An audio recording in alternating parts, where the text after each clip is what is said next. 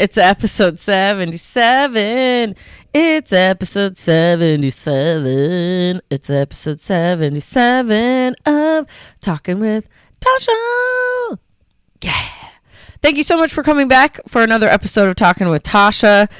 As you may hear in my voice, I jinxed myself. The other day I said, oh, wow, I haven't really been sick yet this winter. And then, of course, now my nose is runny and all that jazz. But I will persevere. On this episode, my guest is Bruce Miller. He worked for a long time for the Sioux City Journal. He was an entertainment editor, just newspaper editor, all the things. He would do guest spots on radio. I grew up listening to him, always thinking he was pretty cool and had a cool job. So I'm just really happy that he came back for another episode on Talking with Tasha.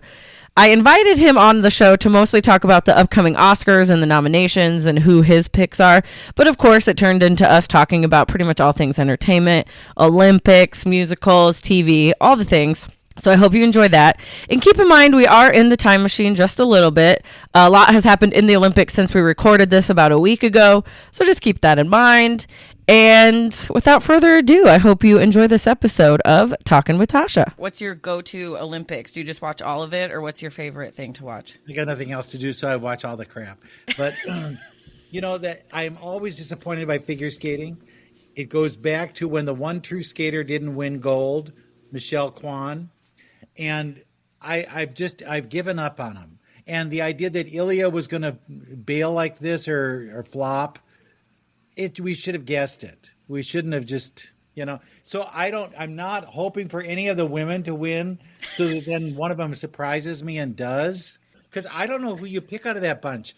I like Amber Glenn. I really think she's nice to people. I really think that kind of skunk hairdo that Alyssa has can't maintain, Yeah. And when she said she did her own piercing, no. I like Amber's a little older, so I like that I like, 26. She's old by figure skating standards. Well, I thought she was going to be a real bitch, and she's not. She's one who comforts all of them, and so I like that. Yeah, and Alyssa, even though she's younger, didn't she kind of quit and then came back? She was a winner, and then she disappeared, and to hell with you, I don't want to do this anymore. And now she's back, and then she won worlds and all that kind of stuff. But that other one, Isabel. Yeah. She's pretty. Yeah.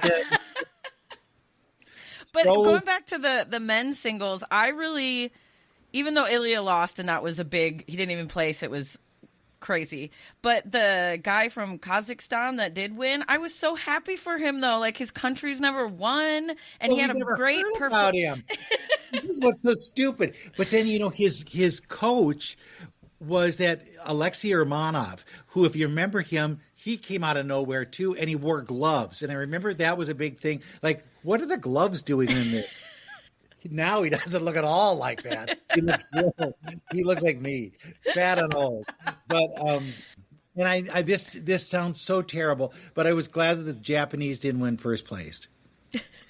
And I have nothing against Japan at all. But, there was that kind of bitterness during the team thing. And you go, let's not have that. Yeah, yeah. I thought in that moment, though, that guy from Kazakhstan, he actually had a flawless routine. Like, he did deserve it. Like, it was really good. And this is what people don't realize is that it's not the best. It's not the best. Because if that were the case, we would average everything out over the course of the year and say, you're the best. Right? Mm-hmm. It's one day. So you could think how many days you've been off. And you right, go, I do not feel good today. If I can pull my butt up and out of the chair, I'm lucky. And that could be the day, What was Simone's thing? What did she have, like, I want to say zoomies, but that's cats. I thought it was like it's not spinny, something with like twirling or turning or something. Well, that's like what this one is too. He had the same thing. Yeah, yeah. And I think it is just I love that Johnny Weir knows Russian too, so that when Ilya was talking to his dad, he like translated for us because Ilya, I do remember this 4 years ago when he didn't make it to Beijing and a bunch of people were like, why not? But they were like, oh, he's too young, we'll give him 4 more years. But maybe he would have been able to handle the nerves better if he had been at the Olympics before, but you never know. He had earned it. It wasn't like he was either you or the kid who's parents died. It wasn't like that. And it was that, and I like him. I think he's a great skater, but he just doesn't have the talent that Brown. Oh, yeah. James? Was it James? Jason Brown. Is it Jason Brown? Yeah. They threw him in because they felt, well, he needed to have a chance, and he didn't do anything, Yeah. I do like him, though. He had did he do the river dance routine or something? He had some fun routines, though. People liked him. But he's a Stars on Ice kind of dancer. Yeah. Oh, gosh, that's so funny. I actually invited you to be on the show to talk about the Oscars, but I love the Olympics, too. We can do all of it. We'll shut up. You were just at Moulin Rouge. How, that's one show I have not seen because it came during COVID, and I just skipped it because if I didn't get to see the original cast, I don't want to see it. Okay, so I was in high school when the movie came out and was obsessed. I had the double disc DVD, watched all the bonus features, Nice. Knew every word, all that kind of stuff. And I knew going into it that the Elephant Love medley, they changed some of the songs. They've updated a lot of, it's been a few years since the movie came out, so I get that. The one thing for me that made it a little weird, because I still loved it. The costumes are great, choreography was great.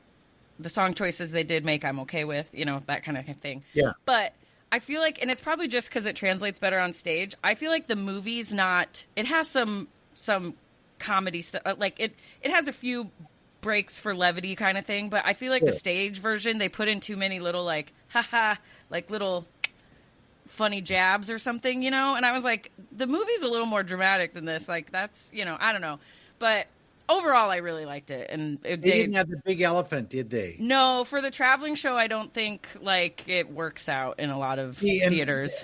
If I can't have it all, I don't want it. Because I've had friends that have gone to it in New York, and that stage setup there is elaborate. And this is still pretty elaborate for a traveling show, but when they do the stuff in the Elephant, like the Elephant Love medley, it's her dressing room, so you still see the heart-shaped window in the back and stuff. But for the elephant, it's just like a drawn elephant on around it, sort of. And I'm like, I don't know. For this, I paid $150. But I got to stay for a Q&A with some of the cast afterwards, and listening to and again, the women I feel like work way harder on the show, because they said those can skirts are 9 or 10 pounds, and they're wearing real corset. You know what I mean? But they're canning and dancing and singing, and then the guys are just there in their top hat. And Did you know any of the actors, or were they nobodies? I didn't really recognize any names, although one guy, it said that he was in Schmigadoon and stuff, so I've probably seen him in something. You know what I mean? I'd had to go back and look probably, but. And that's coming to Broadway this year. Yeah. But I did watch the show on Apple, and I don't know. I'd have to look back. And I was here in Sioux Falls at the Pavilion. The last couple of years, I don't know if you call it cheaping out, but we don't always get a paper program. Sometimes we just get a QR code, and I hate that because I love to keep the program and see all the things. But this one had a real program, and I freaked out. I was so happy. Well, yes, you've got to have that. That's nuts. And maybe it saves paper, but I don't care. I want to turn off your phone. Well, how in the hell do you know who was doing what if you don't have the program, right? Exactly. Okay. But no, I really did enjoy it, and here's I love I'm an easy crier. I cry at a lot of stuff. I cried at an episode of The Pit this morning. I cry at everything. So how far are you on The Pit? I just caught up this morning. So it'd be because I've seen 12 of the new season. And I guess I don't know there's one where I just bawled the whole time. I don't remember what number it is, but it's the spoiler alert. Maybe this will ruin it for some. It's the one where Louis died, that alcoholic guy that was the frequent flyer, and I don't know, it was just sad at the end. But anyway, more to come. Yeah, I'm just an easy crier, and obviously, again, spoiler alert for Moulin Rouge, Satine dies at the end, and I feel like in the movie, it's. They draw it out a little more, but it's a little more dramatic, a little more sad. Where on stage, I feel like because the second act is always a little shorter and things like that, it felt like I didn't even cry, but then again, I knew it was coming, and I don't know, Yeah, but rushed. The friend I went with, she had never seen it before. She was a little younger, and she's crying, and she looks at me. She's like, "How are you okay right now?" And I was like, "Did you think she was going to live? They said she had tuberculosis." All you need is when you go, she's gone. Yeah, exactly. But Okay. I don't even. Where do we start now? Anyway. Okay, let's go to the real Olympics, which is the Oscars. And they're just as fixed as the Olympics are.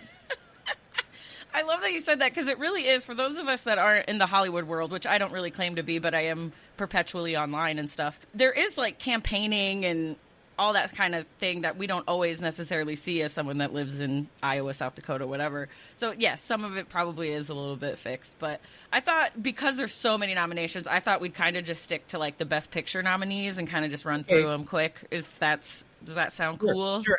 And you know what we don't consider watching from where we are is the studios have a big say in which of the films they're going to promote. So when you look at the trade papers, there'll be more ads for one than another, and you go, "Whoa, wait a minute here now. Why shouldn't they have just as many?" Yeah. And you see that they're pushing one over the other. More than likely, one battle after another is the one that most people will see as the winner because Paul Thomas Anderson has not won. He's been nominated a lot of times. It has a big cast. It has a good story to tell. It winds up, it's good. But it's also the studio that has Sinners. And Sinners hits a lot of buttons. And Ryan Coogler is a favorite son of this new world. They have changed the rules so that there are more people voting these days so that you're going to see a more diverse voting populace. So I think it comes down to those two, even though my favorite movie of all is Hamnet. Okay. I love Hamnet, and I want that to win. See, it's interesting. Okay, so Hamnet, don't get me wrong. I saw it. I went to the theater I took myself on a date and went to see it in the theater. And it's not that I didn't like it. There was something about it. It starts off kind of just weird. I don't know. Maybe I'm just too much of a girl. Witch. Maybe I'm just too much of a person in 2026 where it was hard for me to like put myself back in this time period or something. But because even the first time they meet, he's like already trying to kiss her, and I'm like, "Hello, sir. Where is like courting and like consent and stuff?" Like it was just really weird off the bat. I felt like. And the other thing that drove me crazy in that movie, and again, I know it's more of the time period, they just look dirty all the time. Like their hands were always dirty, but I get that. Well, they didn't have a lot. They didn't have a lot of clothes. They didn't do washing a lot, and there was mud all over. So. Right.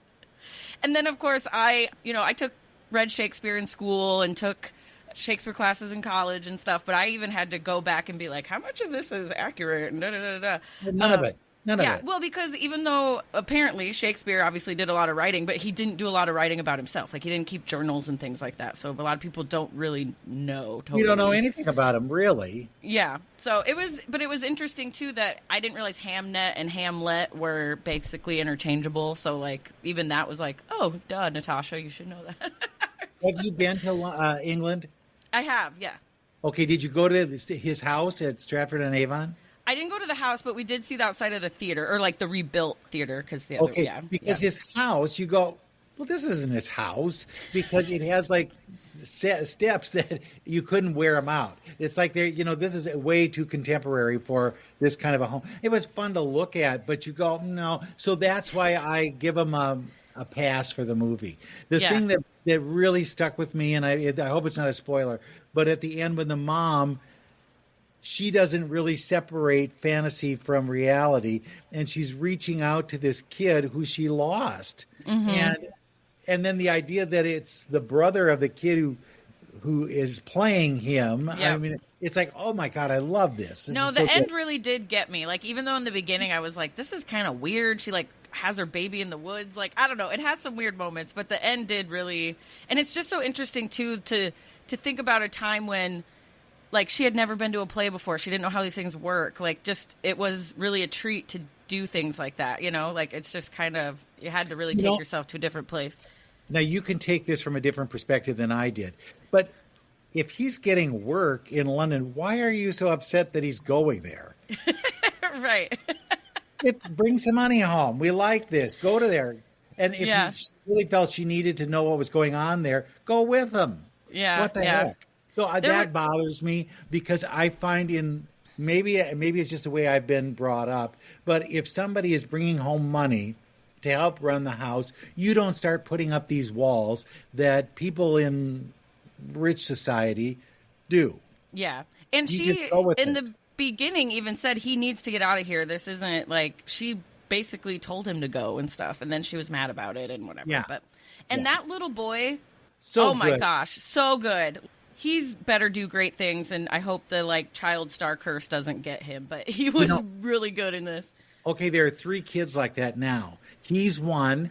Did you see 28 Years Later? I have not. I'm usually Okay, not. That's usually I'll not do- my thing. But like, He's really good. And then there's this kid in Adolescence. Did you see oh, Adolescence? yep, I did see that. Hmm. That boy is like, and he's now in Wuthering Heights. Oh, okay. And he plays the younger version of Jacob Elordi. Mm-hmm. And you go, I think we should have had more of him than Jacob Elordi. Because Jacob Elordi is too young for Margot Robbie. What is this thing going on? And she's kind of a bitch in the course of it. So I didn't. Like in real life or in the movie? In the movie. Okay. No, she's very nice. But in the movie, you go, why would he be attracted to her? She's just so kind of, I don't know, Well, squirrel. and I'm all for, even though he is a little young for Margot Robbie, they do that if it was swapped. They put younger women with older men all the time. Yeah, so no, like, that's great, and she has the power to do that. But it just looked odd, especially for those times. And there, Emerald does a lot of weird things, and she does. I it in love this Promising Young Woman, though. I loved that. That was so good. With this, it's more visuals. Like she's got a red floor, and you go, "Is that something that Melania had at Christmas time?" I'm not sure, but The Christmas. if you go see Wuthering Heights, just know that it's not what you want it to be because it isn't quirky enough in the places where it should be. And this relationship, I see no love between them at all. At all. Interesting. And I got to be honest, I don't really know the story of Wuthering Heights. I know it's obviously a classic or whatever, but I'm not super familiar with it. But yeah, maybe you're best not knowing. Just let it go. But one other thing about Hamnet, though, and the Shakespeare and everything, I thought it was interesting that they did make her like this witch of the woods and blah, blah, blah. Because it also, Shakespeare, Midsummer Night's Dream, and like he had that in some other plays too. So it kind of was like, maybe if he really did marry this woman that was like this, it would inspire that. Yeah, it would be, and back then, like any woman that was just a little weird was a witch. So like, it's totally possible. But, yeah. And then the other kind of weird one, speaking of weird, I'm assuming you've seen Begonia because that's also nominated. I really liked this one till the end. Exactly. The end ruins it. And if they had gone to where you just have to make a decision about what actually happened, I think it would have been fine. Because then you can debate it afterwards and go, all right, here's what I think is the truth. But they went too far and you go, oh, I don't want that. And this is, is this the second or third movie that Emma Stone has done with this director? Third. And she's producing them too. So yeah, I think it's time she moves on to somebody else. Because what was the last one where she was like sort of a Frankenstein character, but Pretty Thin something like that. I didn't really like that one. That one gave me the ick because it ended up being very sexual. But she, as this thing that was made, has the mindset of a child, and yet these men are like after her. It really grossed me out. I did not like it. But she needs a real comedy. She could have been really good in the sequel to The Devil Wears Prada. Couldn't you see her being something? To Miranda? Oh, wow. Yeah, she would be good in that. And then, I'll be honest, I haven't seen F1 yet. Do you have any thoughts on that? F1 is just like Top Gun. Same guy directed both of them. And it's very calculated in terms of now you're going to have this, now you're going to have that. I mean, it keeps you going. And if you see it on the right screen, it's great. But it doesn't need to be a Best Picture nominee. To me, I was kind of surprised it got nominated so much because it does seem more like and not that we don't need these movies, but it does seem more of just like a popcorn movie than the like artsy fartsy stuff that Oscars usually. It'll win technical awards. Yeah, sound or something like that. Yeah. And then I haven't watched it yet either. I know when we scheduled this, I was like, good, it'll give me more time to watch movies. But then the Olympics started, and then.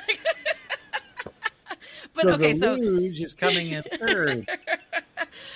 Frankenstein. How did you feel Yeah. about this version Well, of Frankenstein? and there's a new Dracula that's out now. But do I want to see these old things redone? No. And here, actually, Jacob Elordi is better.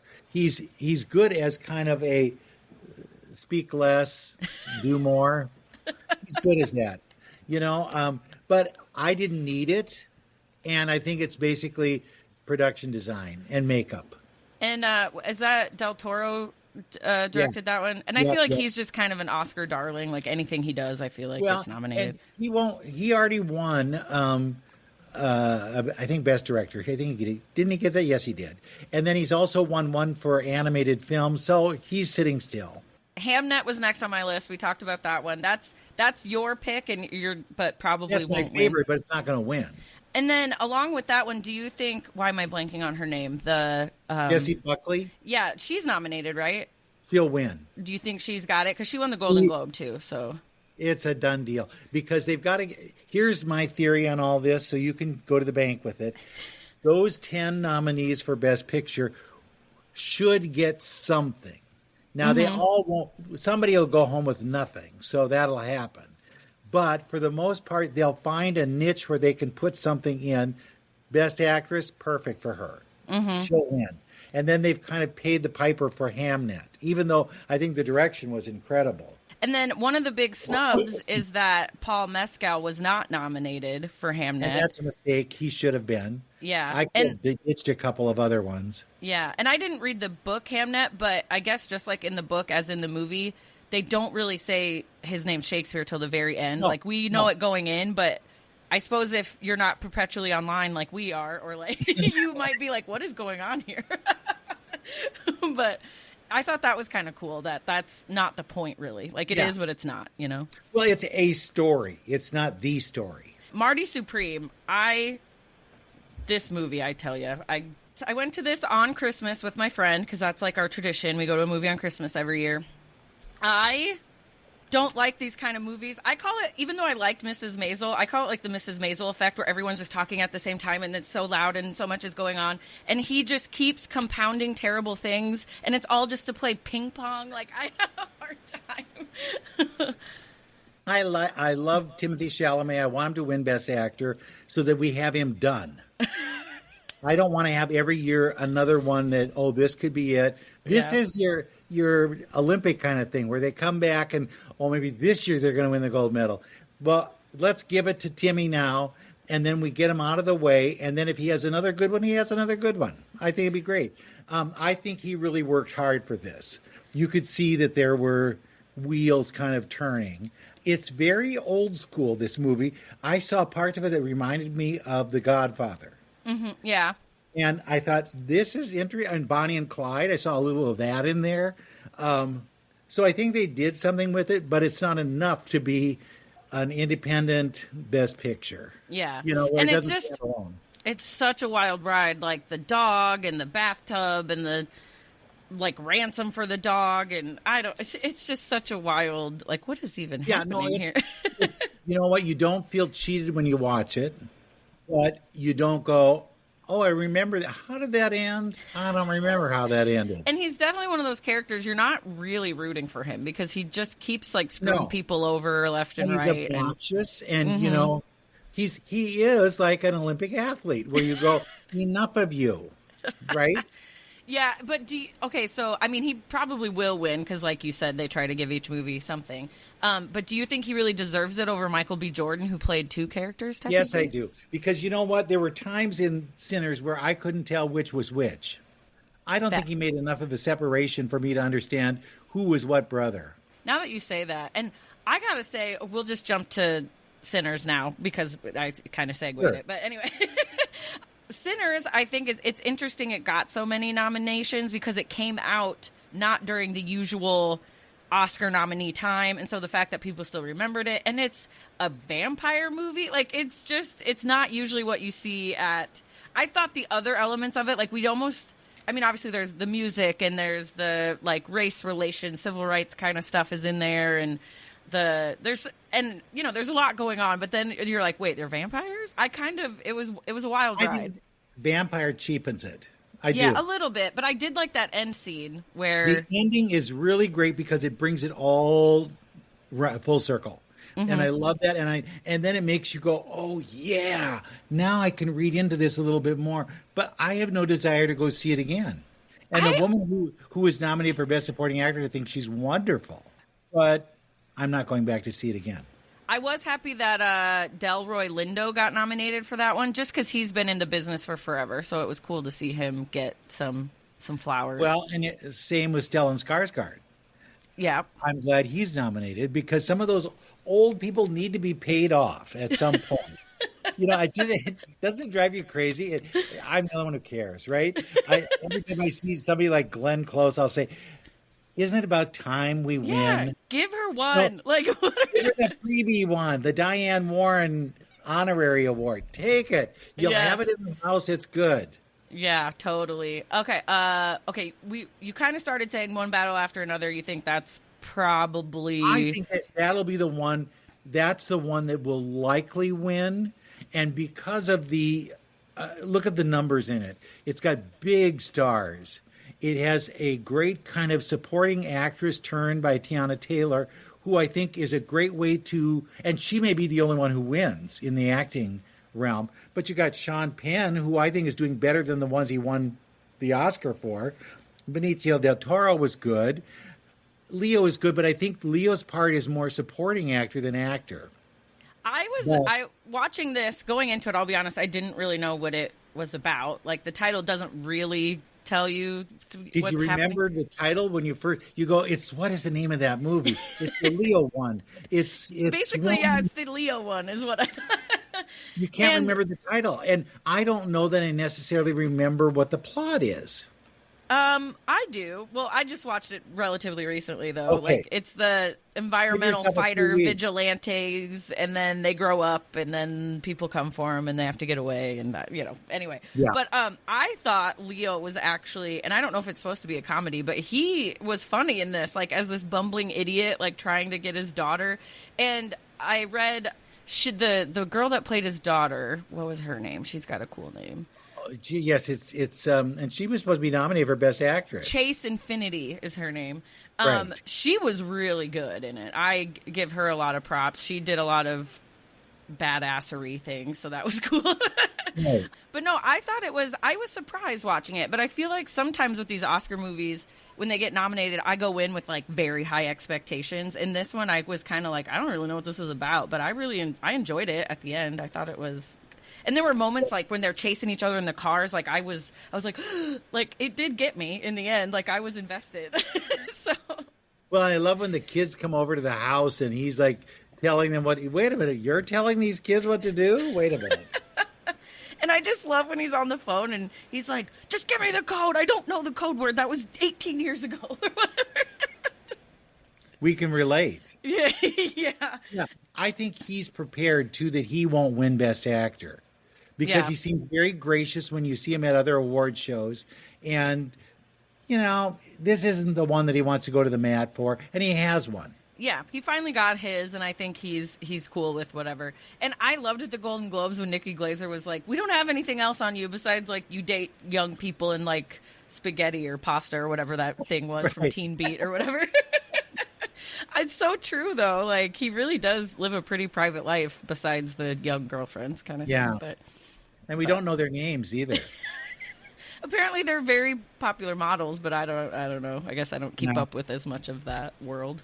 But yeah, one battle after another, didn't hate that. I have not seen The Secret Agent, but this is from Brazil, good. right? Yeah, It's is it? very good. The thing I think with a lot of foreign language films is you're reading, and so you're not able to see the visuals that they've created that are above it. Sometimes, they used to dub these movies, and you could still look at the picture and enjoy it. Yeah, it's very good. I'm surprised that people are really hot about him because I don't know that he is that good, but he's good. I would almost rather read than have the dubs. The dubs bother me. I would rather hear the. Okay. But I think that's a preference, like some people. Yeah, well, would. when I'm sitting there and I'm looking and I'm reading the whole thing and I then have to look up to see if I missed anything, I don't like that. Yeah, I get it. But like, I remember I Learn took the my. language. I remember I went with my brother to see Slumdog Millionaire when that came out, and a lot of that is subtitled. And at first, my brother's like, "You brought me to a movie with subtitles," like he was all mad, but we both really liked it. In the end, I'm like, "See, you have to broaden your horizons a little bit." Sometimes you need to read. Exactly. Oh gosh, that's funny. And then you brought up the Elder Skarsgård, Sentimental Value. Yeah, love, love, love, love. Have you seen that one yet? I have not yet. It's playing at the the State Theater here, and I'm gonna try to get to it, but we'll see. And this has the younger Fanning sister in it. Elle Fanning's in it as well, right? What's that face for? How she got nominated is beyond me. Really, but I'm curious.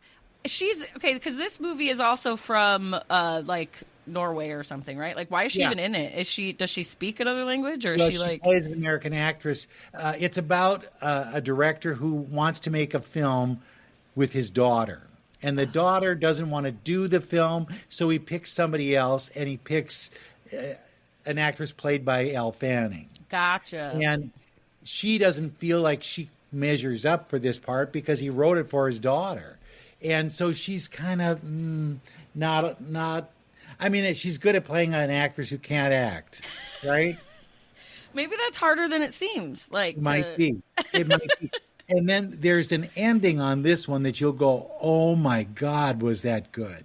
Because you don't see it coming. I talked to the director of the film, Joachim Trier, and I said, "You know what was so surprising is it doesn't spell everything out for you, and it makes you think a little as you're watching the film." He said, "That's the problem with too many films." He says, "I like going to films where it's just right in your face and you know what's happening.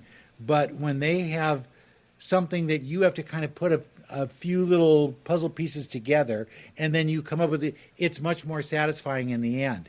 And that's what this one is. It's that there is a final scene where you go, oh, that's what it is. Yeah, it does look good. And I liked his little cameos on SNL when his son hosted. Did you see that a couple weeks ago? "No, we don't like you. You are no good. I will not do this." You go, really? I love that though. And I suppose that's like a Nepo family I'm okay with, so that's fine. Well, we have Bill. Where's Bill? Right, He's down in the gutter somewhere, waiting to come up and scare everybody. He's good at scary. The other one, the other brother. Okay, we talked about Sinners. Train Dreams. This I have not heard as much about. It's on Netflix, right? Edgerton is in it. Joel Edgerton, is that the guy? He could have been nominated. Easily could have been nominated. Again, it's one of those narration things where you go, "Oh, okay, I get it." But I don't know that I like to go back to a previous time in life and kind of play out themes that could be played out now. Mm-hmm. I see that. But it's in there, this could be the one that gets skunked, that doesn't get anything. Yeah, and that one, I've heard of it mainly just because of the Oscars, but I haven't seen much else about it. It's kind of, like you say, it doesn't feel like it's being campaigned for as much as some of these other ones. So, no, Neon and A24 are real new players, and how they're getting the votes is really fascinating. So look at the distributor for some of those ones, A24 and Neon, and they've got ones in the mix, and they could come home with a winner. A24 does a lot of kind of weird movies too. Like they did the Dave Franco one. What was that called? Where they're like, oh, they're stuck together. Yeah. I forget. Like, but they do a lot of that kind of weird stuff too. What was the other? Okay, and then this was animated feature. How do you think K-pop Demon Hunters is running away with it, or what? Well, they may not, because I think they're giving a song, but I don't know about the animated film. That could go to something else because that has happened. It should, if you're going by the numbers, it should get Best Animated Feature. Mm-hmm. Because what else is in there? Arco, Elio. Yeah, and I like Elio. I really do. The other one I think that could take it is Zootopia 2, even though that just came out. But, Zootopia is kind of a favorite. Well, we only give that to Toy Story. Sorry. I just love how honest you are. Okay, we mentioned some of the other snubs. Were you surprised Wicked didn't get a whole lot? They should have gotten sets and costumes, at the very least. And since he wrote 2 new songs for that, they could have stuck one of those in there. They're putting in songs. You know, Diane Warren, I love her. I think she's deserving of anything she gets. But a song that's for a documentary about her gets nominated for best song, that's a shameless pitch to get a nomination. And she must have enough friends in the Academy that they get her into at least the final round. Right. But the 2 new songs in For Good, I didn't think were that necessary. The actually. one Ariana has is better. Yeah, I kind of thought so too. But and how she was not nominated is beyond me because she was good in this one. I can see Elphaba not getting it because she was just But I think they don't like the idea that you're trying to make twice off really one movie.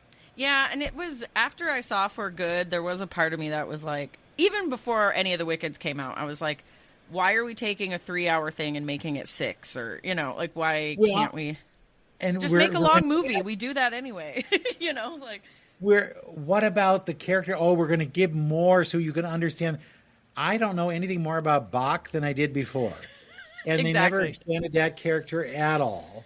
And Nessa, you don't know anything more about her either. And even I remember before For Good came out, I saw some big announcement that was like, Coleman Domingo is going to be the voice of the lion. And I was like, barely. You had like a line or something. I don't know. It just seemed like. It could have been us. We could have done the voice of that because they did it at the last minute. And anybody can dub over that crap. Yeah. But I liked the way they made the Yellow Brick Road. I thought that was cool. And I liked that there were animals around there. That was cool. But it didn't need to be a second movie. No, I didn't think so either. Especially once I saw both, I was like, yeah. I like Wicked a lot, but I think we could have, just like with the stage show, the first act ends, defying gravity. It's like this big moment, and then you can't really get better than that. You know, like, I don't know. Now you wonder why Avenue Q won Best Musical that year. Well, because it was better written. Which it is. That one's fun. It's got a lot of good, witty, good stuff in it. Were you surprised that Kate Hudson got nominated for Song Sung Blue? No. And I'm so glad she was because I loved her in that. I thought she brought everything she needed to for that role. And this is an example of what we used to see all the time.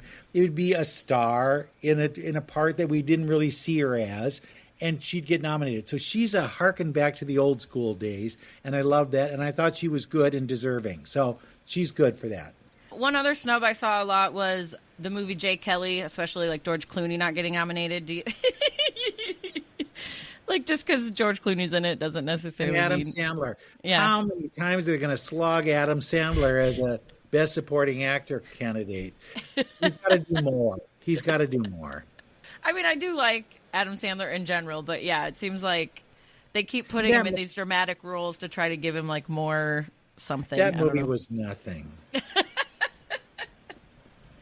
me, when I saw the preview, I'll be honest, I haven't watched the whole thing, but I was like, so is this just basically about like George Clooney's life, but a weird adaptation kind of, you know? Like, I don't know. It seemed... No, I did not care for it. Okay, so who's going to win in the acting? I'm predicting that Timmy wins for Best Actor, Jessie Buckley for Best Actress. I think the supporting are going to be interesting because Tiana Taylor would be the one who would possibly win. They usually give hope to somebody in one of those categories. And I don't know who would be.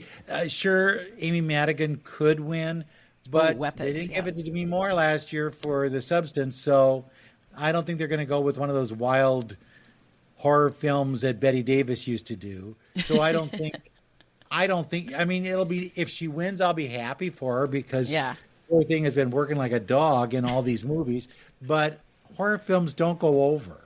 I was surprised when Demi won the Golden Globe for that, just because, like you said, horror films don't always do very, that great. It's Golden Globes. Right, but a lot of times people think that's the clue to the Oscars, kind of. But I thought that movie, even though there was a shock factor to it, and it could have ended a good, 10 minutes, we didn't need it to, keep going at the end. But I did think she was great in it, I didn't know who she was. I kept thinking, who is this actress? that's playing. So that's a good sign. And that she would take it and then go that far with it was good. Yeah, I thought so too. That town, how dumb is that town where nobody says, why aren't we interviewing all of the parents of the kids who are missing? Because wouldn't you lean in on all that and say, okay, do you guys know where maybe the kids could be? Could they be somewhere? But no, we're only going to have this one kid who shows up to class, and then the parents don't show, so they send this aunt in, and she's nuts. I think I can solve the case for you guys. I think we can figure this out. Weapons, I liked the sort of telling the story from the 3 or 4 different perspectives. Yeah. I liked that part of it, but like you were saying, I was like, why is this? I kind of get why the teacher or the one teacher was getting all the suspicion, but at the same time, check out some other leads here. Yeah. They always are blaming the teacher. It's not the teacher's fault. The teacher doesn't have she's too busy doing everything else to go and swipe kids. And does she want them 24 hours a day in her basement? No, she does not. No. The other thing about that movie that I didn't quite understand is at the end, spoiler alert, after the kids rip her apart on the front lawn. Why are they all still in a trance? I kind of thought everyone would be and then they say it lasted for years after that, and really? Yeah, because even the parents, they're still sort of in this weird trance of the main kid, and I was like, and maybe it's just from other movies like that, where usually if you take out the queen bee or whatever, everything else goes back to normal. Yeah, so I don't know. But there'll be a sequel, so yeah, I didn't like it overall, but it was wild. I just watched a couple weeks ago If I Had Legs, I'd Kick You, and Rose Byrne is nominated for that. What did you think of that movie? Because I thought that was... I love Rose. I think she's real fun. She's very matter of fact about all this, and so that's great. But what I don't like, and it's you're going to see this in the future, is these extreme close-ups. That's so you can watch it on your phone and not feel like you're missing anything. Mm-hmm. And I hate that. I hate that. I hate that. I hate that. The experience of going to a movie is to see everything. And, we had Jennifer Lawrence had one this year where she was kind of a woman under the influence or under stress or whatever. I think she was upset that she wasn't nominated. But Rose says, there were a lot this year of those kind of films. Mm-hmm. And she was just the best. She's enough to beat Jessie Buckley, to be honest. And I thought it was interesting with that movie, If I Had Legs, I'd Kick You. And I saw Rose in an interview talking about it, but you don't really see the kid till the end because she's like, you wouldn't have as much compassion for the mom if you saw the kid, probably, because kids are cute and how could you be mean to the kid or whatever. But as someone that doesn't have kids and do think a lot of them are annoying, I was like, I would be stressed out too. I mean, I don't know. Well, and then the house is falling apart. Forget it. And I mean, even, what was that limited series, All Her Fault, and like you said, there was that Jennifer Lawrence movie. I don't know if it's just being talked about more now, but the mental load that mom seemed to carry more of than the dad. And especially in If I Had Legs, I'd Kick You, the dad's a pilot. He's not even there. And even in Hamnet, she's the one raising the kids while he's off writing, which she told him to. You can go back and forth. He's still providing, blah, blah, blah. But I get where the moms sometimes are like, could you be here once in a while? And there's a few times where even in If I Had Legs, I'd Kick You, he's like, well, why didn't you do this? Why didn't you do that? And she's like, there's only so many hours in a day and no one's here to help me. And I don't know what you want from me. And, so I get that frustration too. Had one last year where she turned Night into bitch or something like that. Yeah. Yeah. And she turned into, and I thought that was it. She didn't get anything for that, but it had the same kind of concept. The other thing I thought was interesting, I liked that her character, you don't realize it till maybe a half hour in, that she herself is a therapist, because Conan O'Brien. But it just goes to show everyone's dealing with something. Even the people that are there to help you also are dealing with stuff, so oh man. And then that baby just gets left there. I thought that actually had just layers of stuff. And then Christian Slater is all of a sudden the husband. It was kind of wild, but I thought it was, I'm kind of surprised that wasn't in the mix a little more for other stuff too. But she's good, and I think she doesn't get enough credit for what she's able to do, because she does great comedy as well. Yeah. And if she wins, I'll be happy for her, real happy for her. But I still think Jessie Buckley is my girl. Yeah. And then for best actor, you think Timothée Chalamet you think he's got it this time? It's Timmy or Leo. It's one of those two. Leo has one. This isn't one where you look at it and you go, oh my God, it's a career role. No, it's not. It's a supporting role that's boosted above the title. That's what it is. And Timothy really does a lot in his. I mean, he's not just running down the street or hitting the ball real fast or anything like that. He's bringing it. And so I think it's deserving. It should be his. Okay. And then best supporting actor, we got Stellan, Jacob Elordi, Benicio del Toro, Sean Penn, Delroy Lindo. Who's your pick on those? The one who gave the best performance was Sean Penn. It was like really wild. But he was a weirdo in that movie. I don't want him to win because I don't want him to have 3 Oscars. I really don't. It's just me. I see enough. I don't want that to win. Benicio didn't have enough to do. Yeah, he's good in what he's able to do. Jacob Elordi, it's good you got a nomination. That's enough for you. So then it comes down to Stellan and Delroy, 2 older veteran actors.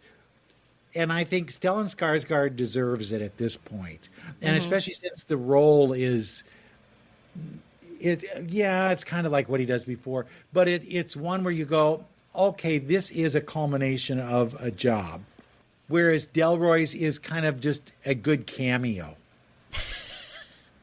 I think I take into consideration kind of like with Timothée Chalamet, he did actually learn ping pong and did all the things. Where Delroy did learn to play, was it piano, keyboards, whatever? Like Me too.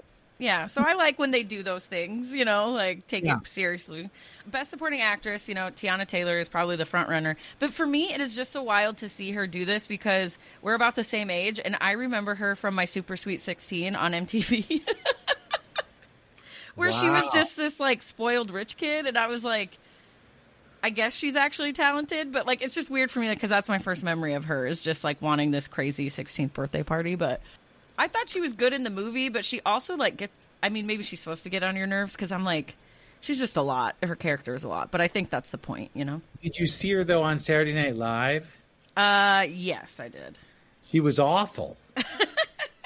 And you go, well, maybe I'm going to rethink that because I thought she was a really great actress that I just wasn't that familiar with. Mm-hmm. And then I saw her on that, and she was talking too quickly. She was not really creating characters in any of those skits that she was in. Not that you need to, but when Dakota Johnson can be better on Saturday Night Live than she is, I'm holding back my free pass card for her for that. Yeah. And Tiana Taylor, I don't know a ton of her music, but I know that she has won certain music awards and stuff. She's got other stuff going on, but she was married to that. He won Dancing with the Stars. They were married at the time. What was his name?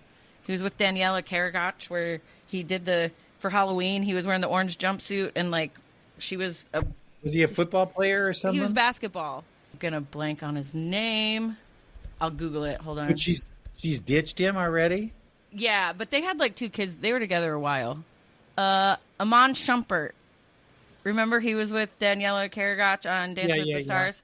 Yeah. They used to be married, but anyway. Okay. All right. Well, maybe he won't be coming to the Oscars then with her this year, right? I'm looking at the list. Amy Madigan Weapons, Wunmi Masaku for Sinners. We mentioned her a little bit earlier. And then so was the one who played the other daughter in Sentimental Value. She was great. Is that, I'm going to butcher her name, but Inga Ibsdatter Lilius or something like that. And then Elle Fanning. So if they had to write those down in a ballot, they couldn't. Yeah, if spelling really mattered, half of those would be just thrown out. You're out. We're not going to vote for you. Oh my gosh, that's so funny. So I think that's a wide open one. It wasn't for a while, and I think it's back open now. And then I guess, we started off talking about the Olympics and some other shows and stuff. But besides the Olympics, let's just pivot to other pop culture stuff now. Is there anything else you're really watching or into? Or have you watched the new John F. Kennedy, Carolyn Bessette? I have not yet, but I've heard good things. It's real tame. I was expecting a lot of like smutty, because it's Ryan Murphy. Ryan Murphy will Yeah. go to the extremes and show you things. The only thing you really know is that Calvin Klein had a pretty firm ship on hand when he wouldn't let you bring roses in the office because it wasn't part of his vibe. So you could only get orchids. If somebody sent you orchids, you could have them in the office. But if they sent you roses, throw them. They're out of here. Which I That's thought your was. And then she was what they called a VIP whisperer, where she'd come to parties and then I mean, does this sound like something that's at Epstein's Island, a VIP whisperer? She would then kind of chat up the powerful and famous, like John Kennedy. And so you go, okay, this makes sense. Now I understand it. I get the relationship and how they got to know each other. Because normally you'd go, I don't know them, Yeah.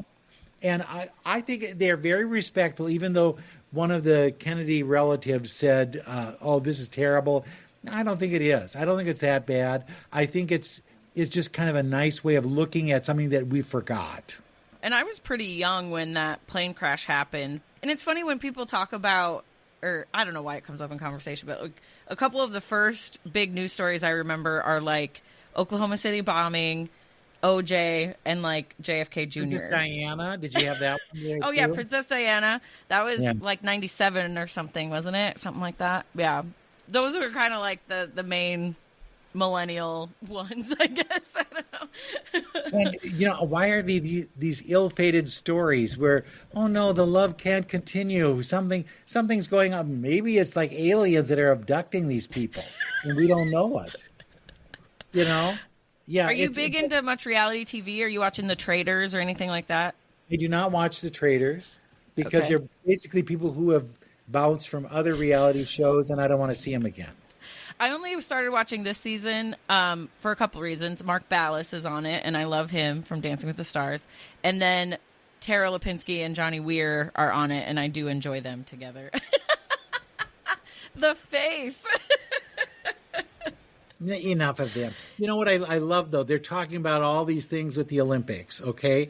And they don't go, Tara, now the year you won, you were just like this boy that came out of nowhere and beat the one true skater, Michelle Right. Kwan. Right. How was that? And how Right. did you pull that off? And they don't ask her that question. And I want that question answered because she was a spoiler. And I Miss- feel like in some ways Johnny Weir was, I mean, he wasn't the quad god winning everything, but he was the American expected to do better, and he did kind of choke. I remember watching that, but he'll kind of admit that. Like, he talks about it too, but he can talk to that other side that, pressure gets to you. Mm-hmm. The one who's doing a nice job talking about figure skating is Adam Rippon. If you see yeah. him during the daytime, he'll do little kind of funny features and things. And I think he has a good handle on it. I wish they would elevate him to a higher position. And then Scott Hamilton is kind of like the all-powerful Oz sitting in a room by himself, and they will ask him a few questions. What is I've always this? I liked don't. Scott Hamilton, though. I've always, and he also was known for doing backflips. I mean, can we? And with Scott Hamilton, he won, but he wasn't pleased with winning because he didn't do his best. But he had, in those days, they had those scores that you had to kind of like trace stuff on the ice, and he did so well at that there was no way anybody could beat him if they tried. Yeah. But he wasn't satisfied with the final performance he did, and he'll admit it. And I think that's another side of that story that needs to be told. They got rid of those things. Why? Well, because it wasn't fun to watch. Going back to Michelle Kwan for a second, because she was The also one true skater. The one true skater. wasn't Sarah Hughes also came out of nowhere to beat her. That was Where is Sarah Hughes? Have Yeah. you seen her since she won that thing? No. She dropped or came from third to first. How did this happen? Michelle Kwan. Like, the one thing she never won was the gold. She has other Olympic medals, but yeah, it was kind of a bummer. And They didn't have a team event there to give her True. that. True. But I do think it was funny in college. Me and my friend Brooke really liked the Olympics, and that was the year, I forget where they were or whatever, but I think Michelle Kwan like pulled some muscle, and then she didn't even end up competing that year or something, or I don't remember. Maybe right before the trials or something. So then that whole year, anytime we like tripped or got hurt or anything, we were like, oh, I pulled a Michelle Kwan. Like, Yeah, we put so much faith and heart into these things, and it could happen to us too. I've seen a lot of discourse, or I don't know if it's debate really, just people commenting online about, because even with Simone Biles, maybe leading up to the Olympics, we don't put all these people on a huge pedestal. Like, I don't know how else we handle it, but it does seem like we build them up to let them fall, kind of. But that's just kind of pop culture in general, I feel like. When they put them on the magazine covers, like Sports Illustrated used to be a real bad one for that, they aren't going to win because they've gotten too much hype. Now this Jordan Stoltz, who's a big speed skater, where did he come from? We have not had that story told a lot, and he's doing well. And I wish him well, but he will be our success story coming out of these Olympics. Unless we see an American female figure skater, they tend to like those better, market them better. I get mad at myself for being so invested in it, and I shouldn't. No, I am the same way. Like, yesterday, I was not home at all. I had to drive to Lincoln and back for a family thing, and then Moulin Rouge was the night before, and I went to a boy band concert thing last night. And granted, it was all fine and good, but in the back of my head, I was like, I didn't watch any Olympics today. Like, I went to Wuthering Heights when it was Quad God time. Oh. During the whole movie, I am that person who's checking the phone to see how well he did. And it didn't happen until after the movie was over, but I'll be honest, I was working from home that afternoon, so I had it on the whole time, and I watched it. I watched it live, and then I had a friend he lives in New York, but he didn't get to watch it during the day, so he was going to watch it in prime time. So he's texting me all during Moulin Rouge, and he's like, "What's happening? Everyone's falling!" And before I even went into Moulin Rouge, he's like, "I haven't actually looked yet, but I'm hearing rumblings that something happened during men's figure skating." And I was like, I just replied, "Girl," because I was like. You didn't say he lost. Yeah, I was like, just wait. He was trying so hard for it not to be spoiled till he could get home and watch it. It was so funny. I would rather know than to watch it as it unfolds. At least then I can prepare myself for, okay, I'll feel better. And this is also something I just turned 40 a couple weeks ago, but it's Is it bad? I can hardly wait till I turn 40. But I love a thing I've noticed about watching the Olympics my whole life. When I was a kid, it was just fun to watch and whatever. And now that I'm getting older, like the Summer Olympics, when they're on the uneven bars or the balance beam, I'm like gasping. It's like so scary. I'm like, like how, and then the Winter Olympics, every time a snowboarder falls or someone falls, I'm just like terrified for them. I'm just way more of I don't know. I'm aware of the dangers more, I think, now as an older person, and I gasp a lot more. Lindsey Vonn, don't go. Right? When she even got there, tore her ACL and said, "I'm going to do it anyway," I'm like, what are you doing? I fell. I broke my hip. I broke my elbow. I'm still not back. And that was 6 months ago. And she's like 2 weeks, and she was going to go down and ski. No, yeah. You're not. Why can't you? And then would you love that, being the one who did win the gold? And in the background, you hear, ah, ah. And you go, I can't enjoy my medal because Lindsey hasn't been airlifted. Oh, and it's one of those things, too, where going back to even Carrie Strug, and I remember that got related a lot to when Simone Biles pulled out because she was, I'm not in a good mental state, which if she did that vault, she could have and messed it up. Like, those are scary things. You could break your neck. You could be, right. You know what I mean? So, like, and people were all mad at her and stuff, and it's like, but look at Carrie Strug. I'm like, that was borderline abuse, what those coaches were doing to those. You didn't need to do it either. You still have gotten the points without it. But you can't do it. You can do it. Get out there. Get out there. Come on, Carrie. And now what we've learned, again, seriously, about that era of gymnastics, not pleasant. Like, you know what I mean? It was bad. It was bad. But then you look at things like, and God bless her, Mary Lou Retton, who's had so many kind of health issues and whatnot. Are we really doing these people any good? I would hate to be, I will never be, but if I were an Olympic athlete and all the greatest thing I ever did happened when I was 20, and then I had to spend the rest of my life talking about what I did when I was 20, and there was no opportunity for there to be something more, something different. I do think in this day and age, in a weird way, with social media, a lot of these Olympians do find other ways to have a following beyond the Olympics, Right. whereas someone like Mary Lou Retton didn't really have that.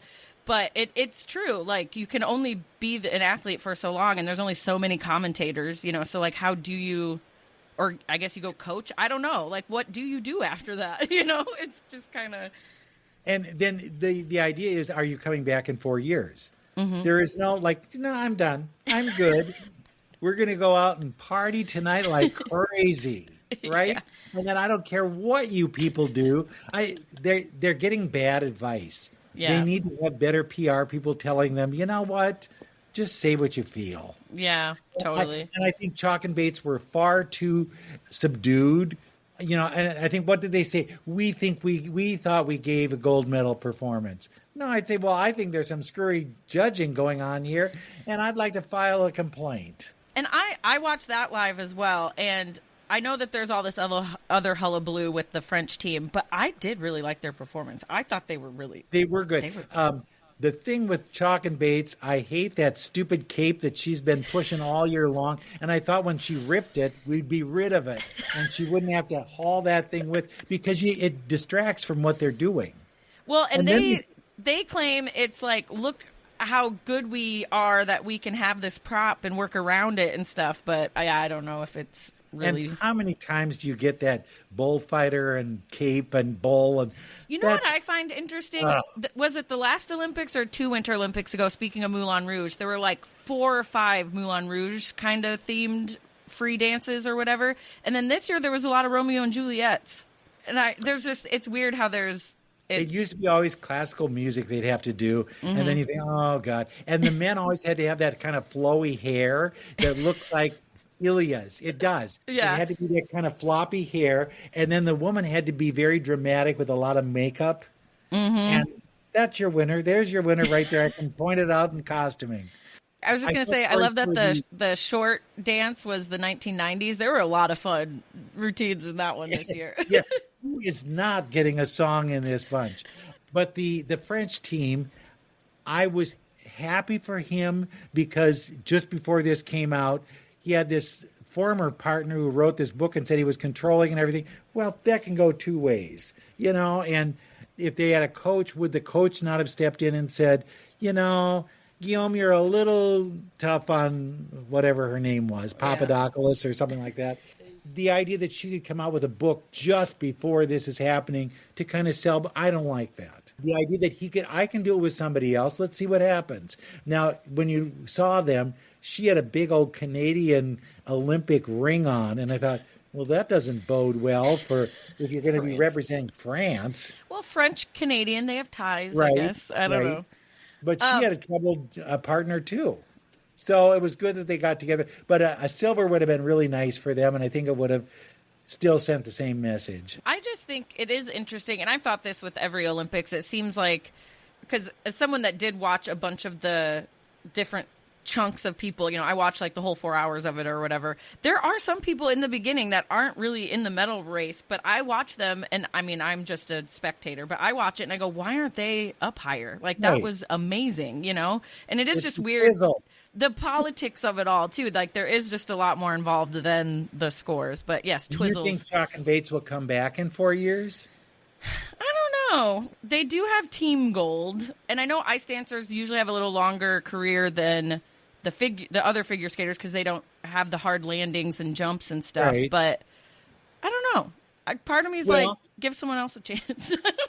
He's doing all these designing costumes for everybody. Yeah. Isn't that enough? Yeah, do that. They have kids? Is that a part of the whole deal? And then they can push that point. And that's a story that needed more light, I think, was the young boy whose parents died in that plane crash, and how well he did. He did do really well, actually. I liked watching him. He was good. Yes.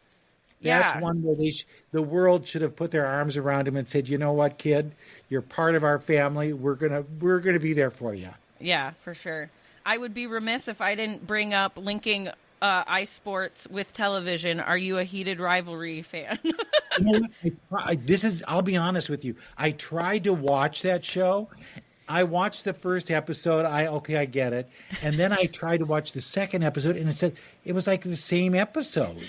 And so I thought, I'm not watching this. I don't need it. I've got other things I have to see. You should have Well, waited till the third episode. You get some new characters in that one. oh, yeah, they're all planning for the next season. So. I don't know. I am invested hook, line, and sinker. I am all of a sudden I'm a hockey fan again. Here I am.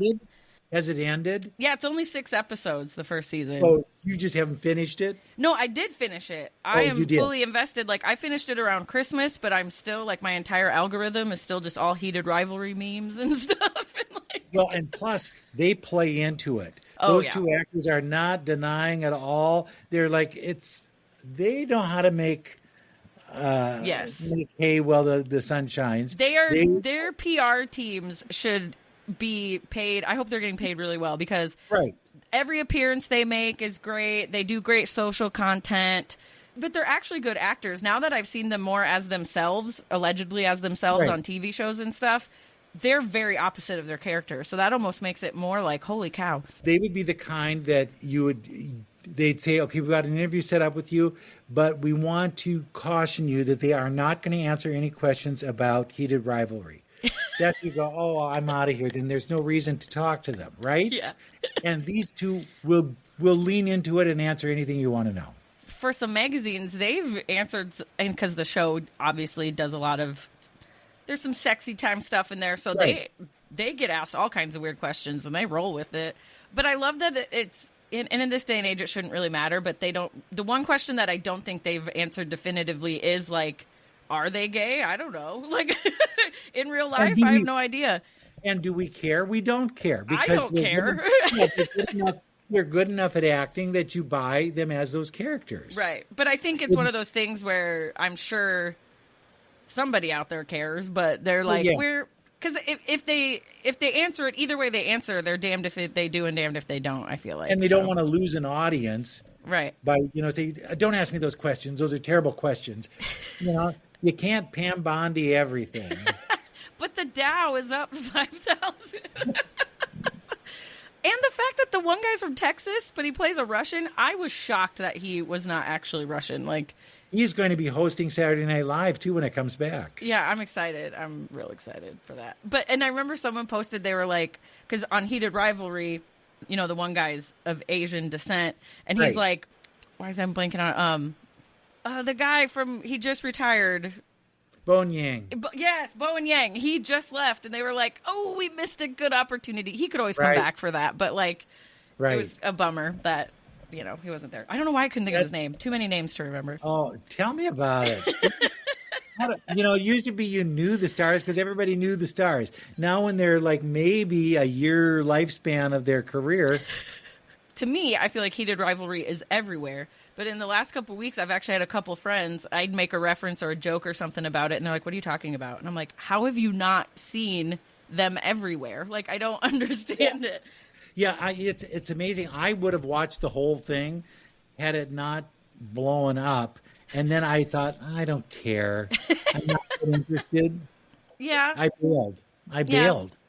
I would say maybe this summer when there's less new TV, give it another shot. But I mean, I don't want to force it on you, but I think I was all in.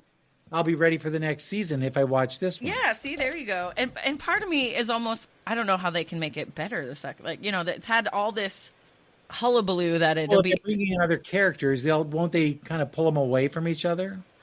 I've heard that the first season, they said, how did they put it? Is like their relationship growing in private, and then the second season is more like it's if it gets made public, now what? Like it's more of that. So we'll see. But Have you seen these young hockey players that are kind of playing into this? Like they'll interview them, and then like a guy's without a shirt, and another guy is like rubbing his chest, and you go, "What is this?" I even put on my story the other day some hockey game. I don't even think it was U.S. hockey in the Olympics, but I was like, my caption was like, "How many of them do you think are dating?" Like I was like, it's just all I think about now is like, because statistically, there's got to be some, like sure. But anyway, it's.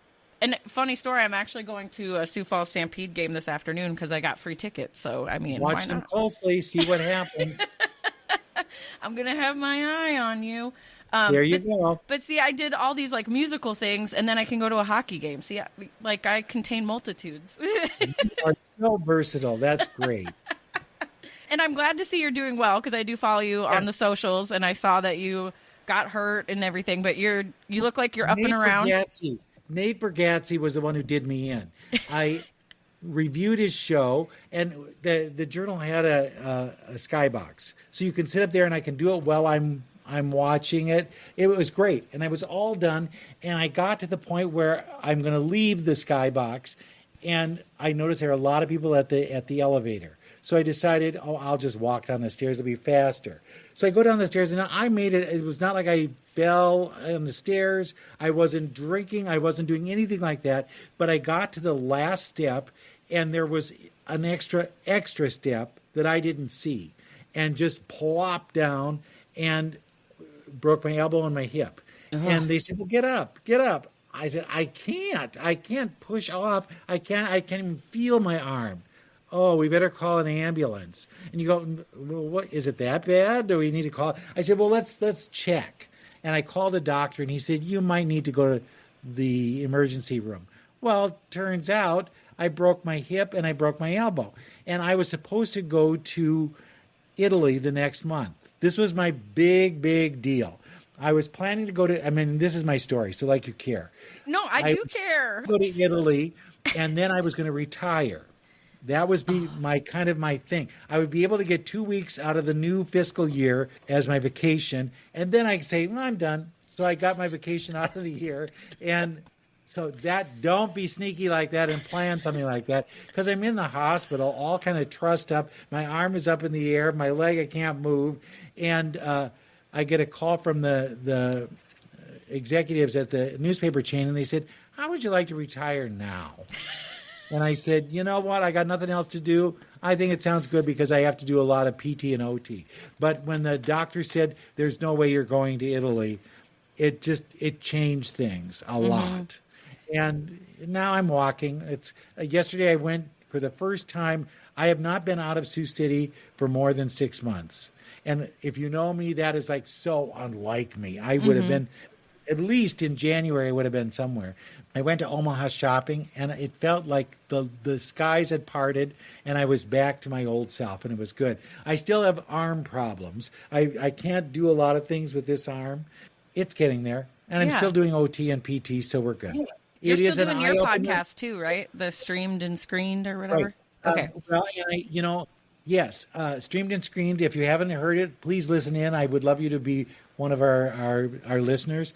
And I'm still writing. After I said I'll retire, then they said, how would you like to just write entertainment for all of the Lee newspapers? And I said, that sounds good to me, because then I don't have to do things locally that I didn't want to do. And I don't have to worry about a staff, learning all these new things with AI and whatnot.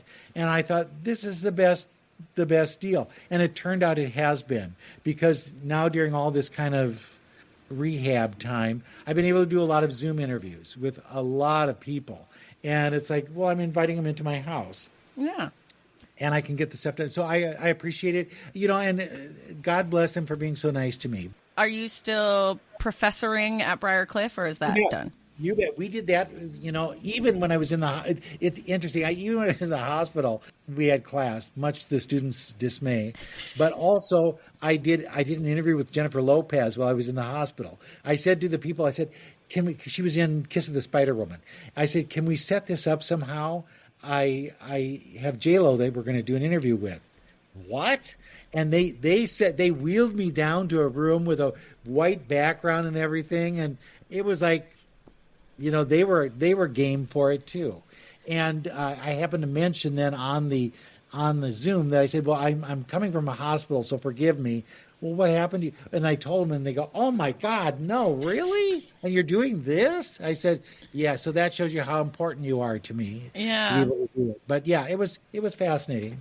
Because I think I told you this, because this is the second time you've been on my show, and I appreciate that very much. But I think I told you, and I don't say this to make you feel old, but I grew up listening to you on the radio doing spots, and like You'll do that.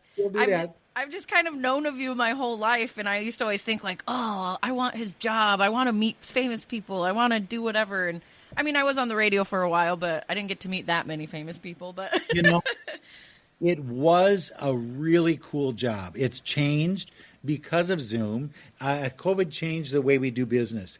But back in the day, and this was one when I cleared out the office after I retired, I found this big binder of negatives because in the old day I used to take jillions of pictures, and they didn't stop you. They didn't go, "Oh, we need approval on that." No, you can't. There was never any of that. And I looked through these negatives, and I kid you not, they are incredible. And someday I should do something with them because it goes back through a lot of huge stars. I have Betty Davis smoking, and you see the rings of smoke above her head. I have Gregory Peck looking real handsome and kind of Atticus Finchy. I have Tom Hanks when he was a kid. Oh my gosh. It just the last day of MASH. I have a whole bunch of really fun things that You would make make an amazing coffee table book, but it would be Wouldn't it? it would be huge, but it would be good. I bought the stuff I needed to look at because you can't look at black and white negatives anymore. But I got the stuff, and you do it with your phone, and it's just been kind of a treat to look at those things and say, this could be a book. I don't know who would want it, I but would. I could find the story that I did around and Macaulay Culkin when he was in Home Alone. I mean, come on, who has these pictures? Yeah. Me. So Me. So that's where it's kind of an interesting thing, and it could be something for me at some point. I don't know that now is the point, but now it's that good wallow that you can do where you go, all right, I'm going to look at this stuff tonight. You get to look at a few pages of negatives just to kind of make you happy. Then you got to put them away. You can't keep doing it.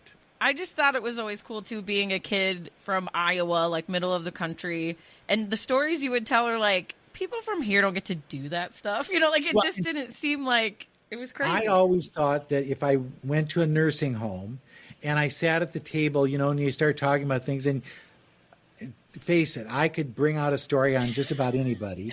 And they'd go, well, he's lying. We've got to put him in some kind of special unit because he's making this crap up. And it isn't. And I have friends who have done the same kind of things. And we realize that we are a rare breed that probably isn't going to exist anymore because they don't do it like this anymore. And nobody wants to hire people to do these things full time. They would rather have freelancers do them. So you don't get that same kind of feel, if you will. Did you ever get offers to go to a bigger market or be on like ET or something? I don't know. Was that ever a dream? I went and did interviews, and I realized the thing I didn't like about it was they wanted you to limit yourself. They wanted you just to do TV, or they wanted you just do movies. And I thought, no, I like what I'm doing. I'm able to do what I want now. So why would I limit myself? And it was a good move because some of those newspapers folded, in the process. Yeah. We found a way now that I'm able to do it for those papers anyway. There you go. And then you mentioned J-Lo and Kiss of the Spider Woman. I have not seen that yet. I don't think it's streaming yet. Is it worth it? Is it good? It's, she isn't bad. She isn't bad, but I didn't. When I saw it as a play or a musical, I thought the role was bigger, and she's kind of supporting in this. And then when you saw the real movie, Kiss of the Spider Woman with William Hurt and I can't even think of who the other one was. It was much more dramatic. There was more to it. And I think when they musicalized it, they cut out a lot of stuff. So it's you have to wanna to really enjoy it. I just enjoy a musical in general, so I was like intrigued by it. But yeah, I wasn't. Is there a musical you want to see that they haven't turned into a musical yet? A movie? I feel like Wicked was the main one. Oh, I did see Hadestown for the first time last year, but I think a movie would ruin it. The stage, it's so cool on stage. I don't know how you do it. It'd be too much green screen. Yeah, and like the lights on, like the lighting of it in live is so cool. I don't know. That's a good question because sometimes they ruin it making it a movie, or like it just doesn't have the same thing as seeing it live. But and some of them, don't work well on film, but they do work. Like have you seen Merrily We Roll Along? I haven't, but they did film the stage version to stream, right? Yes, and it'll be around. But the thing that's bad about that is it's too close up. they don't do enough where you see the whole stage, and you kind of need that, because I saw it as a play and I saw it as the film, and I thought, well, they're missing the stuff that was really cool that was off to the sides. Yeah, so I can don't see know. that. But I like Daniel Radcliffe in it. I think he's good. He's got a new TV series coming up with Tracy Morgan, right? Yeah. Seems like an odd pairing, but he plays a documentary filmmaker who's trying to help this failed athlete kind of come back, and they figure if they do a film about his life, he'll be redeemed. And I don't think Tracy is a good star of a show, but he works well in this, and it's finding the niche where he fits. But I don't think he can play in everything. What was that like TNT TBS show that Daniel Radcliffe was in, where each season was I like that with one. Steve Buscemi, Yes. and I did Yes. too. Me and my brother really liked it. I only watched the first couple seasons, where it was like the Heaven one and then the Wild Wild West or something. Yes, he's very talented, and I think they don't give him enough stuff to do, because he could do a lot. Yeah, I like him a lot too. I mean, I'm a Harry Potter fan as well. So, and I like that he still leans into that. Like, he doesn't just, some people are like, ugh, that's so 5 years ago. Get over it. Like, I like that he doesn't do that. When I saw him in Merrily We Roll on Broadway, he was the only actor who would come to the stage door, and if you bought a ticket, they would let you in the line to have him sign your playbill. And he'd do selfies. He was just really user friendly. I thought that alone will win him the Tony, and he won the Tony. Yeah. But Jonathan Groff didn't come to the stage? No. What Groff a diva. He did not seems want to so be around. nice, though. He seems so nice. Like, not that he's not nice, but I bet whatever, but I don't know. Yeah, it's a different crowd, and it was a huge crowd backstage because it was Harry Potter fans, and they would fill the streets. You couldn't drive down that street when the show was out. So he's doing a one-man show this year on Broadway. We'll see how well that does.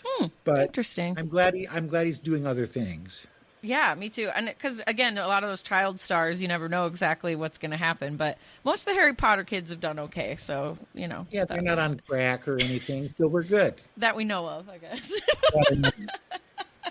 Well, I've kept you for about an hour and a half, so I guess that's about all I really had. And yeah, I like following you. I'm glad you're doing well. I went to Morningside and you teach at Briarcliff, but we'll get over that. But it's fine. Maybe, you never know. But no, Maybe I've always go to the dark side too. I think it's cool that you're willing to do stuff like this, and and not that it's, I don't want to make it, the saying like don't meet your heroes or whatever, but you've always been really nice to me the times I've reached out or whatever, so I think that's cool. Well, anytime you need me, just call. You know how to find me. If I'm not available, I'll let you know. Yeah. It isn't that I don't want, because people were very kind to me when I was young, and I think that's what gave me the impetus to keep going and doing things. And I think why would somebody turn somebody down when they ask? You should move every mountain you can. And I just, as a pop culture girly, and grew up being just a little boy crazy, like even speaking to Leo, like saw Titanic 8 times, whatever. I just love your story. Like, I could just sit and listen to you tell stories. I love gossip. I love all those kind of behind the scenes things. You make a list of who you want to find out about, and we'll talk. I'll fill you in on everybody that I know. Maybe I'll make like an Instagram thing, like, who would you want Bruce Miller to spill tea about, and see what people suggest. With their names, and what do I got to lose? I'm retired. Love it. All right. Well, thank you so much. Have a great rest of your day. Bye. Take care and go USA. Woo! Thank you so much for listening to this episode of Talking with Tasha. I hope you enjoyed my chat with Bruce Miller. I want to thank him once again for being on the show, and obviously wish him well even further in his physical therapy and all of that. Thank you so much for listening. You can listen to Talking with Tasha at talkingwithtasha.com, on Apple, Spotify, Pandora, Amazon, and at I think I said that already. It's the cold medicine, you guys. Make sure you rate, review, subscribe, comment, like, share, do all those things. It really helps me out. Oh, the podcast is on YouTube now as well if you want to listen to it there. I'm also on Cameo and Fiverr. That is all linked at talkingwithtasha.com. You can also email me, talkingwithtashapod@gmail.com. And yeah, I got some fun stuff coming up for us. And I hope you have a great day. And I think there's only one thing left to do. Be safe, make good choices, wash your hands, just try to be a good person, stay hydrated, and peace out, Brussels sprout. Bye.